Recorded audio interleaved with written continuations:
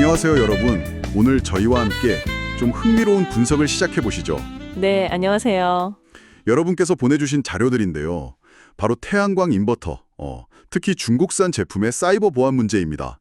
이게 또 에너지 안보와 직결되는 중요한 사안이잖아요. 네, 맞습니다. 요즘 정말 중요한 이슈죠. 그래서 오늘은요, 이 숨겨진 통신 장치의 발견부터 시작해서 이게 우리 에너지 시스템, 국가 안보, 특히 또 한국 상황에는 어떤 의미인지 좀 깊이 파헤쳐 보겠습니다. 네, 좋습니다. 자, 그럼 바로 시작하죠.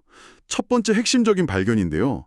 중국산 인버터하고 배터리에서 이게 문서에는 전혀 없는 로그 통신 장치가 나왔다는 거예요. 아, 문서에 없는 장치요? 네, 셀룰라 라디오 같은 걸 포함하고 공식 관리 시스템하고는 완전히 별개로 작동한다니 이게 마치 공식 현관문 말고 아무도 모르는 그런 뒷문이 있는 것 같은데 이게 왜 문제가 되는 걸까요? 아, 그게 정말 흥미로운 지점인데요.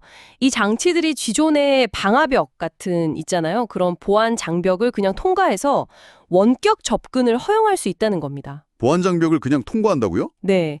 그러니까 누군가 만약 악의적인 목적을 가지고 있다면 이 전력 시스템에 몰래 들어올 수 있는 잠재적인 백도어가 될 수 있는 거죠. 이건 단순한 기술적 결함? 그 이상이라고 봐야 합니다. 백도어라니. 생각보다 훨씬 심각한데요. 그럼 이 위협이 실제로 어느 정도 규모일까요? 유럽에서만 해도 원자력 발전소 한 200개 이상 규모, 그러니까 200GW 이상의 태양광 발전이 중국산 인버터에 연결되어 있다고요? 정확합니다. 2023년 말 기준으로 보면 유럽 전체 태양광 용량이 한 338GW 정도 되거든요. 그러니까 정말 막대한 규모죠. 그래서 전문가들은요, 고작 한 3-4기가와트 정도의 에너지만 통제해도 유럽 전력망 전체를 뒤흔들 수 있다고 경고하고 있습니다. 3-4GW만으로도요? 네. 그리고 솔라이즈의 유리 사도티사 같은 경우는 여러 가정용 인버터를 동시에 원격으로 조종하면 이게 전력망에 아주 장기간 치명타를 줄 수 있다. 이렇게 구체적으로 지적하기도 했죠. 이건 에너지 안보에 대한 직접적인 위협입니다. 와, 그 정도 규모인데 또 하필 중국 제조업체들의 시장 점유율이 아주 압도적이라는 점이 더 우려스럽네요. 2013년에 전 세계 인버터의 70%, 유럽은 80% 이상을 중국이 공급했고 특히 화웨이가 세계 1위라고요? 네, 바로 그 점이 핵심입니다. 화웨이나 선그룹 같은 이런 대기업들이 유럽 태양광 용량의 상당 부분을 원격으로 제어할 잠재력이 있다는 거, 그 자체가 굉장히 큰 우려인 거죠. 그렇죠. 가능성만으로도 불안한데요. 한 독일 개발업체 CEO는 이런 말도 했어요. 10년 전과 비교하면 이제는 개별 장치가 아니라 시스템 전체를 위협할 수준, 그러니까 임계 질량이라고 하죠. 그게 훨씬 커졌다고요. 상황의 무게감이 완전히 달라진 겁니다. 일부 국가는 벌써 움직이기 시작했군요.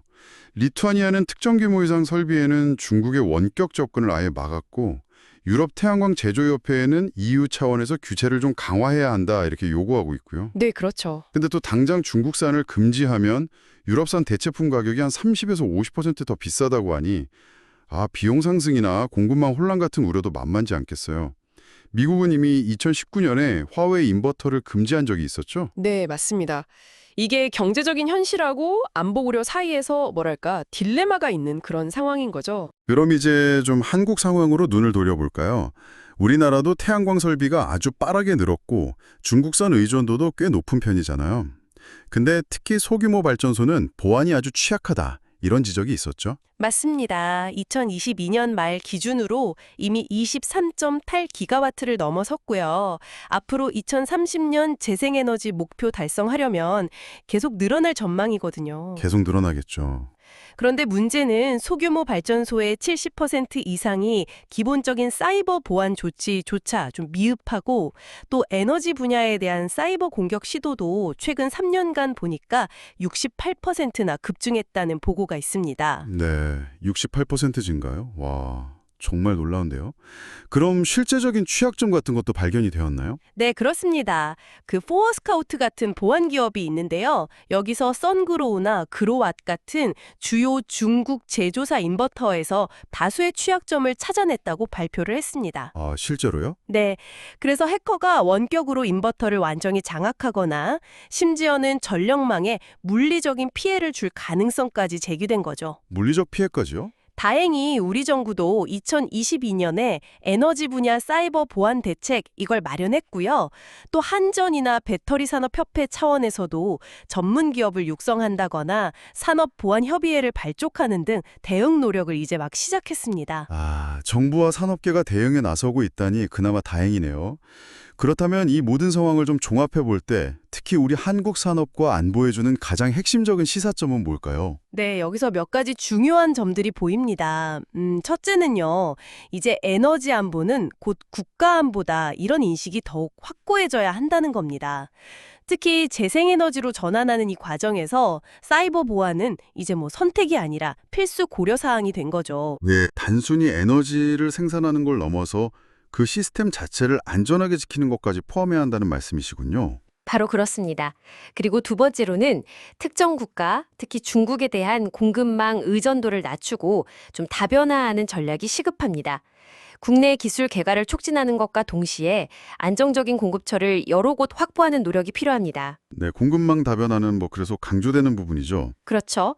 셋째는 태양광이나 배터리 시스템 자체의 사이버 보안 역량을 키워야 합니다. 관련 기술 개발은 물론이고 전문 인력 양성, 그리고 좀 신뢰할 수 있는 인증 체계 구축, 이런 데 대한 과감한 투자가 필요합니다. 네, 투자와 인력 양성. 그리고 마지막으로 이게 한국만의 문제가 아니잖아요. 그래서 국제적인 협력이 필수적입니다.